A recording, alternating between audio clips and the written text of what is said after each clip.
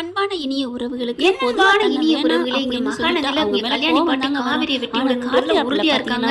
நம்ம வீட்டுல போய் புலம்பிட்டு இருக்காங்க. எப்படி அவ கையில் வாங்குறது ஒண்ணும் புரியலையே அப்படின்னு சொல்லிட்டு அந்த சமயம் பாத்தீங்கன்னா அஜய் வந்து அவங்க அம்மாட்ட பேசிட்டு இருக்காங்க. என்னம்மா பண்றது, என் ராகினியும் கூட வரமாட்டாளா அப்படின்னு. என்னடா இல்ல எப்ப பார்த்தாலும் ராகினி ராயின்னு அவ நம்மள மதிக்கவே இல்லையே. அம்மா அவ என்ன மதிப்பாமா, காவிரி மட்டும் நேரம் பிரிஞ்சுட்டா அவ என்ன மதிப்பா, அவ சொத்து பூரா எனக்கே எழுதி வைக்கிறேன்னு சொல்லிட்டாருமா. சரி சரி விடு, இப்ப என்ன பண்றது, இப்ப அவர் காவிரி கையெழுத்து இல்லாம கஷ்டமா இருக்குடா, நாங்களும் போய் கேட்டோம்னா போட மாட்டேங்கிறாடா, காவிரி கையெழுத்தா இருமா அப்படின்னு சொல்லிட்டு உடனே ராகினிக்கு போன் பண்றாரு அஜய். ராகினி எடுத்துட்டு என்ன எதுக்கு இப்ப கால் பண்ற அப்படின்னு கேட்க, நீங்க பாரு உனக்கு ஒரு நல்ல செய்தி வச்சிருக்கேன், சீக்கிரம் வீட்டுக்கு வா அப்படிங்கல. ராகினி என்ன என்ன அப்படிங்கல எல்லாத்தையும் சொல்ல, ஓ காவிரி கையெழுத்தா, அது எனக்கு நல்லா தெரியுமே, இதோ வர்றேன் வந்து நான் போட்டு கொடுக்குறேன் அப்படின்னு சொல்லிட்டு ஓடி வர்றாங்க. ஓடி வந்து என்ன பண்றாங்க, ரூம்ல உட்காந்து பேசுறதுங்க. இப்ப என்ன அவ கையெழுத்தானே நான் போட்டு தரேன் அப்படிங்கிறாங்க ராகினி. அதுக்கப்புறம் கல்யாணம் வச்சிருக்காங்க இல்லையா, அந்த பத்திரத்தை எடுத்துட்டு வந்து முன்னாடி வச்சுக்கோமா, அதப்பா சேஃப்டி அப்படிங்கிறது. காவேரி பரவாயில்லையே, இந்த ஊர் மக்கள் நல்லவங்களா இருக்காங்களே அப்படின்னு சொல்லிட்டு விஷயத்தை மட்டும் பண்ணிட்டீங்க, உங்க பிள்ளைங்க அப்படிதான் உங்க பிள்ளைக்கு உட்காருங்க அப்படின்னு சொல்லி உட்கார வச்சுட்டு அப்படியே இவருக்கு சிலுக்குதுங்க மேலாம். அதான் கொஞ்சம் வெளியில போயிட்டு வந்துட்டு போறாங்க. ரொம்ப நேரம் ரோட்டு வழியா தான் போறாரு. கல்யாணம் சென்னை தான், ஆனாலும் அப்படின்னு சென்னையில எனக்கு உண்மையிலே ஒரு சிரிப்பு தாங்க வருது. நம்ம அந்த இடம்லாம் பார்த்துருக்கோமா, என்ன சொல்றாங்க சொல்லல, இங்க பாருங்க அப்படி அப்படித்தாங்க சென்னையில எல்லாம் ஆமா அப்படிங்கிறாங்க. அப்புறம் என்ன அப்படி சொல்லிட்டு விஜய்க்கு கால் பண்றாங்க. கால் பண்ணா பார்த்தா அவருக்கு எல்லா இடம் வருது. அதுக்கப்புறம் இவர் போன் இல்லையா, அதனால சென்னையில இருந்துட்டே சென்னையில இருக்கிறது பிளான் பண்ணாதப்ப சொல்றப்ப சிரிப்பு தானே வருது. எல்லாரும் போன் பண்ணா முன்னாடி வந்துட்டு அப்பதான் ஒரு சந்தோஷப்படுறாரு. அவர் அப்படியே ஒரு மாதிரி சிரிக்கிறாரு. சரி பசிக்குது வாங்க நம்ம வீட்டுக்கு போகணும் நிலா கேட்க, எனக்கு பசியெல்லாம் இல்லைங்க, நான் மிதக்கிறேன். உடனே ஒண்ணு தெரியாத மாதிரி, என்னது மிதக்கிறீங்களா, நீங்க சைக்கிள் தானே வர்றீங்க அப்படின்னு சொல்ல முடியும். நீ எங்க இருந்தாலும் சீக்கிரமா அந்த மணிமேகலை ஒரு பொண்ணு படுத்து வளர்த்திருக்காங்களே, கீழே போன் அந்த பதவியில படாம கீழே வந்து ரோசா நல்லாவே வளர்த்துருக்கமா அப்படின்னு ஒண்ணு சொல்லுவாங்க. அதுதாங்க நினைச்சு அந்த அளவுக்கு நல்ல பிள்ளையா தாங்க வளர்ந்துருக்காங்க. நம்ம மெசேஜ்லாம் போட்டிருக்காங்க. ஒரு அப்புறம் போயிடுறாங்க தெரியாம படிப்புல அறிவாளி செருவடிக்க ஆசையில மனோஜ் வளர்த்துருப்பாங்க இல்லையா, மனோஜுக்கு வந்து தான் மட்டும் தான் நல்லா இருக்கா அப்படிங்கிறாங்க. தானா அது மாதிரி என்ன அறிவு படிக்கல, நான் என்ன மட்டும் தான் வளர்த்துருக்காங்க போயிருக்காங்க. அவங்க கையில போட்டேன்னு சொல்றாங்க, எனக்கு ஒன்றும் புரியலையே அப்படிங்கிறாங்க. அப்பதான் விஜய் நினைக்கிறாரு, இல்ல தாத்தா அவங்க தான் கேட்கலாம் வேண்டாம், வாடா போய் கேட்டு வருவாங்க, ஏன் அப்படி கையில போட்டாங்க அப்படிங்கிறாங்க. எல்லா இடத்துல அவங்க கையில போட்டு பார்த்தா எப்படி சொல்றேன் அப்படின்னு கல்யாணம் நினைச்சுதான் காலையில இருக்கிறோம் அடிப்படையில் லைஃப் ஆகிருக்காங்க. அடுத்து பாத்தீங்கன்னா நம்ம கார்த்திகா கெஞ்சி பாத்திருக்க கல்யாணம் பண்ணி வைக்கணும் ஆளை விட்டு சந்தாவை போயிட்டு அவன் என் வாழ்க்கையை விட்டு போய் சந்தாட்ட போய் முடிஞ்ச அளவுக்கு எனக்கு முக்கிய பேசுறாங்க. அடிஞ்சு சொல்லிட்டு பாத்தீங்கன்னா நானும் மூஞ்சில முடிக்க மாட்டேன்னு சொல்லிட்டு வந்துட்டேன் தாத்தா. அதுக்கப்புறம் தான் போட்டார்ல கொடுத்துருக்கா, அவன் என்ன கொடுக்குறது, நான் கொடுக்குறேன் அவளுக்கு டைவர்ஸ் அப்படிங்கிறாங்க. கல்யாணிக்கு ரொம்ப சந்தோஷம். பாட்டி நீங்க சொன்னதான் சரி பாட்டி, அவளுக்கு ரொம்ப திமிரு பாட்டி அப்படிங்கிறாங்க. என்னடா அப்படிலாம் பண்ணாதடான்னு தாத்தா எவ்வளவு சொல்றாங்க, நீங்க சும்மா இருங்க, விஜய் நீ கையெழுத்து போடுப்பா அப்படின்னு சொல்லிட்டு கையெழுத்து கேட்கறாங்க. காவேரியோட கையெழுத்து அவங்க கையெழுத்து மாதிரி இருக்கு, ஆனாலும் அப்படி எடுத்து பாக்குறாரு. என்னப்பா அவதான் போட்டு கொடுத்தா, அவ கையில தான் தெரியுது அப்படின்னு சொல்லிட்டு விஜய் கையெழுத்து போட்டுறாரு. அப்புறம் என்ன கல்யாணி காட்டுல மழைதான், வக்கீல் நோட்டீஸ் அனுப்பிடுறாங்க. பாக்குறாங்க காவேரி வீட்டுல இருந்துட்டு, என்னமா வக்கீல் நோட்டீஸ் அனுப்பிட்டாரு அப்படின்னு பாக்குறாங்க. கொஞ்சம் கமலாவுக்கு துடிச்சு போகுது, என்னடி அவ்வளவு உறுதியா சொன்னேன். அப்பதான் காவேரி சொல்றாங்க, அக்கா அவர் எவ்வளவு கெஞ்சி வந்தாருக்கா, நம்ம தானக்கா அடிச்சு கட்டுட்டோம், அவர் போன் பண்ணாரு, அம்மா கட் பண்ணி சுவிட்ச் ஆஃப் பண்ணுச்சு, அதெல்லாம் வெக்ஸ் ஆகி போயிட்டாரு போல இருக்கு. அதுக்கப்புறம் அவங்க பாட்டி எல்லாம் கம்பல் பண்ணிருப்பாங்க, அதனால இப்படி பண்ணிட்டாரு போல இருக்கே அப்படின்னு சொன்னேன். நீ போன் பண்ணி கேளு அப்படின்னு கங்கா சொல்ல, உடனே காவேரி அம்மா என்ன பண்ணுது, ஏய் நீ கால் பண்ணாதடி, கோர்ட்டுக்கு நம்ம போக முடியும், வக்கீல் நோட்டீஸ் விடுடி அப்படிங்கிறாங்க. காவேரினால ஒண்ணும் பண்ண முடியல, எதா இருந்தாலும் கோர்ட்ல வச்சு ஒரு வருஷம் வாழணும்னு சொல்லுவாங்க, அப்ப பாத்துக்குவோம் அப்படின்ட்டு சரி பரவாயில்ல அப்படின்னு முடிவு கேட்கறாங்க. பாக்குறாங்க விஜயோட போன் எடுத்து, நீ போன் ஆன் பண்ணாதப்பா அவளுக்கு ஏதாவது மனசை மாத்தல பண்ணுது வேண்டாம் அப்படிங்கிறாங்க. அதே மாதிரி அவர் இருக்கிற கோர்ட்டுக்கு ஹியரிங் வருதுங்க, கேஸ் வந்துருது. காவேரி விஜய் பாக்குறாங்க, எப்படி என்ன விட்டு கொடுக்க உனக்கு மனசு வந்துச்சு, இப்படிதான் நீ கையெழுத்து போட்டு கொடுப்பியா அப்படின்னு ஒரு மனசுல நினைக்க. காவேரி எப்படிங்க நீ தான் என் உயிர் உலகம் சொல்லிட்டு கையெழுத்து போட்டு கொடுக்கலாமா அப்படின்னு சொல்லிட்டு காவேரி மனசு ஃபீல் ஆகி மனசுக்குள்ளதான் பேசுறாங்க. ஆனா பேச விடாம வாடா அப்படின்னு கல்யாணம் கூட்டு போயிருது, இங்கிட்டு சாரதா வாடி அப்படின்னு கூட்டிட்டு போயிடுறாங்க. இப்படிதான் நிறைய இடத்துல நடக்குது.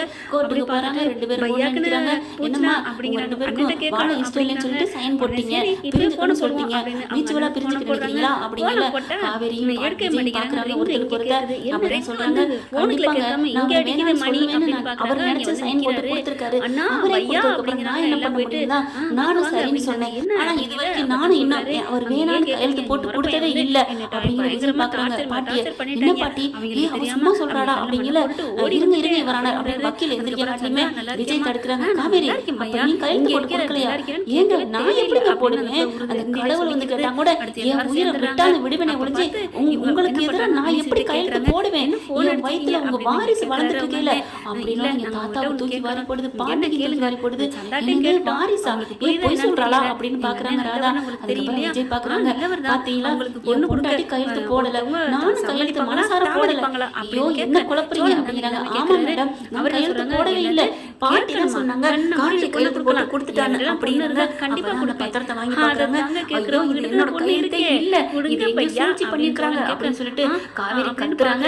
அப்பதான் பாக்குறாங்க அப்படியே ஆடி போறாங்க. சரி இந்த வேலை இப்படி பண்ணிருக்காங்களா அப்படின்னு சொல்லிட்டு பாட்டி சித்தி நீங்களாம் ஒரு மனுஷ ஜென்மமா அப்படின்னு சொல்றாங்க. உடனே ராதா பாக்குறாங்க, இங்க பாருங்க அவ வயிற்றுல புள்ள இருக்கான்னு போய் சொல்றாங்க, அதெல்லாம் புள்ள இருக்காது அப்படின்னு ராதா சொல்ல, பாட்டி வாய மூடுங்க, சித்தி என்ன நினைச்சிட்டு இருக்கீங்க அப்படின்னு கத்துறாரு. கோன்ல இருந்துட்டு ஏதா இருந்தாலும் அப்புறம் பேசிக்கங்க, இப்ப எதுவும் பேசாதீங்க அப்படிங்கிறாங்க நீதிபதி. கல்யாணம் பண்ணி பாக்குறாங்க, ஏங்க அவ குழந்தை இருக்காங்கிறதே தெரியல, அப்படி இருந்தாலும் என் பேரனோட அவ வாழவே இல்லை, அப்புறம் எப்படி குழந்தை உண்டானுச்சு அப்படிங்கிறாங்க. அப்ப என் பொள்ள வந்து தப்பானவன் சொல்ல வர்றீங்களா அப்படின்னு சாரதா எந்திரிச்சு பேசுறாங்க. உடனே நீதிபதி வந்துட்டு ஐயோ அமைதி அமைதி அப்படிங்கிறாங்க. இது என்ன மீன் மார்க்கெட் நினைச்சிட்டு இருக்கீங்களா, இது கோர்ட்டுங்க அப்படிங்கிறாங்க. அதுக்கப்புறம் அமைதியாறாங்க. என்ன நடந்துட்டு இருக்கு அப்படிங்கல, உங்க ரெண்டு பேருக்கும் இங்க பிரியறதுக்கு சம்மதமா சம்மதம் இல்லையா அப்படிங்கல. ரெண்டு பேரும் ஒரே மாதிரி எங்களுக்கு சம்மதம் இல்லங்க அப்படிங்கிறாங்க. சொல்லுமான்னு ஆடி போறாங்க. அதுக்கப்புறம் நாங்க ரெண்டு பேரும் ஒன்னாத்தான் வாழ்வோம் அப்படின்னு ரெண்டு பேரும் ஒரே மாதிரி சொல்றாங்க. அடுத்து பாத்தீங்கன்னா நீதிபதி வாயை திறக்கல, கொஞ்சம் பொறுங்க மேடம் அப்படின்னு ரெண்டு பேரும் ஒன்னா சொல்றாங்க. எங்களை யாரோ திட்டமிட்டு சதி பண்ணி பிரிச்சிருக்காங்க அப்படின்னு ரெண்டு பேரும் ஒரே மாதிரி சொல்றாங்க. அதை கேட்டு போட்டு அரங்கமே அதிர்ந்து போகுது. எப்படிங்க ஒரு வார்த்தை உதற கூட ரெண்டு பேரும் ஒரே மாதிரி ஒண்ணு சொன்ன மாதிரி சொல்றீங்க, அப்புறம் எப்படி? ஐயோ இது நாங்க சைன் போடல அப்படிங்கிறாங்க. விஜய் நீங்களுமா போடல, நான் போட்டது உண்மைதான், ஆனா இவ போட்டு கொடுத்தான்னு இவங்க சொன்னதுனாலதான் நான் போட்டேன். ஏன்னா அவ என் பொண்டாட்டியோட சந்தோஷம் தான் நான் முக்கியம் நினைச்சேன், அவளுக்கு என்னை விட்டு பிரியறதுதான் சந்தோஷம் அடிச்சு அடிச்சு சொன்னா, அதனாலதான் நான் போட்டு கொடுத்தேன்.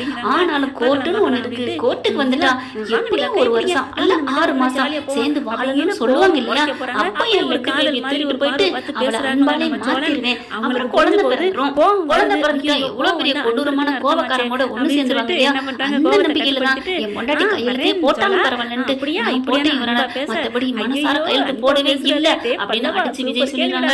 அதுக்கப்புறம் தாத்தா பாக்குறாரு, இவரான என் பேரனை என் பேத்தியை கை செஞ்சு பிரிச்சு வச்சிடாதீங்க, இந்த கேஸை ரத்து பண்ணுங்க அப்படின்னு எந்திரிச்சிட்டு வேகமா கத்துறாங்க. சரி சரி அமைதி இருங்க அப்படின்னு சொல்லிட்டு அதுக்கப்புறம் இந்த நீதிமன்றம் எத்தனையோ சாட்சிகளை எத்தனையோ வழக்குகளை வந்து சந்திச்சிருக்கு. ஆனா இப்படி ஒரு விசித்திரமான வழக்கு நான் இப்பதான் முறையா பாக்குறேன். வேணாம்னு சொல்லிட்டு வந்த கேஸ்ல வேணும்னு சொல்லிட்டு நிக்கிறாங்க. உண்மையிலே ஆச்சரியமா இருக்கு. இந்த மாதிரி பொய்யா கையெழுத்து போட்டு இந்த மாதிரி போர்ச்சரி பண்ண இந்த மாதிரி கல்யாணி ராதா இவங்க ரெண்டு பேருக்கும் ஒரு மாசம் ஒரு வாரம் சிறை தண்டனை கொடுக்குறேன் அப்படிங்கிறாங்க. இல்லையா 1 லட்சம் அபராதம் விதிக்கிறேன் அப்படின்றாங்க. இனிமே விஜயும் காவேரி தான் ஒரு மட்டும் தம்பதியில் நான் தீர்ப்பு சொல்றேன், அவங்களை யாருமே பிரிக்க நினைச்சா அவங்களுக்கு தண்டனை கிடைக்கும் அப்படின்னு தீர்ப்பு சொல்லிடுறாங்க. அப்படியே ரொம்ப சந்தோஷமாகுது. பாக்குறாங்க கல்யாணி பாக்குறாரு, தாத்தா உனக்கு தேவையா எதுக்கு இந்த மானங்கட்ட பொழப்பு அப்படிங்கிற மாதிரி பாக்குறாரு. வீட்டுக்கு வா மனசார, இது வரைக்கும் என் சுண்டு கூட கோவமா மேல பட்டது உனக்கு அடி கொடுக்குறேன், இது கோர்ட்டுன்னு பாக்குறேன் அப்படிங்கிறாங்க. ஏன் அடிங்களே அப்படிங்கிற மாதிரி பாக்குது கல்யாணி. என்னடி இன்னமும் திருந்த மாட்டியா அப்படிங்கிற மாதிரி ஓகே ஒரு அறை கொடுக்குறாரு அப்படின்னு தாத்தா பாக்குறாங்க. விஜய் தாத்தா அவங்க வளர்த்தவங்க தாத்தா பாட்டி ஏதோ தப்பு பண்ணிட்டாங்க விடுங்க, நான் நல்லா இருக்கேன்னு அவங்க நினைச்சிருப்பாங்க அப்படின்னு விஜய் இப்ப கூட கோமா பாக்கல பாக்குறாங்க. பாட்டி மன்னிச்சிருப்பா விஜய் அப்படிங்கிறாங்க. ஏன் பாட்டி எதுக்கு பாட்டி, சித்தி ஏன் சித்தி என் சந்தோஷம் என் பொண்டாட்டி தான் தெரியும், இப்படி பண்ணலாமா அப்படிங்கிறாங்க. அடுத்து பாத்தீங்கன்னா எல்லாம் நல்லபடியா முடிஞ்சிருது. காவேரி வந்து அப்படியே கட்டி தூக்கிக்கிறாரு அலேக்கா. தாத்தா வாங்க தாத்தா நம்ம வீட்டுக்கு போவோம், இனிமே யாரோட தயவும் எவ்வளவு நம்மளை பிரிச்சாலும் அது நடக்கவே நடக்காது, தேவையே இல்லை அப்படின்னு சொல்லிட்டு வாடித்தாங்க அப்படின்னு சொல்லிட்டு காலையில அள்ளி தூக்கி போட்டு போறாங்க. சாரதா அப்படி கண்ணை போட்டு அப்படி தொடச்சுக்கிறாங்க, சந்தோஷமா இருக்காங்க. அப்படியே நிவின் யமுனா கங்கா குமரன் அவ்வளவு பெருமையா வாழ்த்து சொல்றாங்க. இந்த மன்னிச்சிருங்க தம்பி, என்ன மன்னிச்சிருங்க தம்பின்னு அப்படியே விஜய் கிட்ட மனசார சாரதா கேட்கிறாங்க. ஆனா ராதாவும் கல்யாணி மட்டும் ஒருன்னு இருக்காங்க. பரவாயில்ல வில்லி இருந்தா நல்லா இருக்கும், அங்க வீட்டுக்கு போனதுக்கு அப்புறம்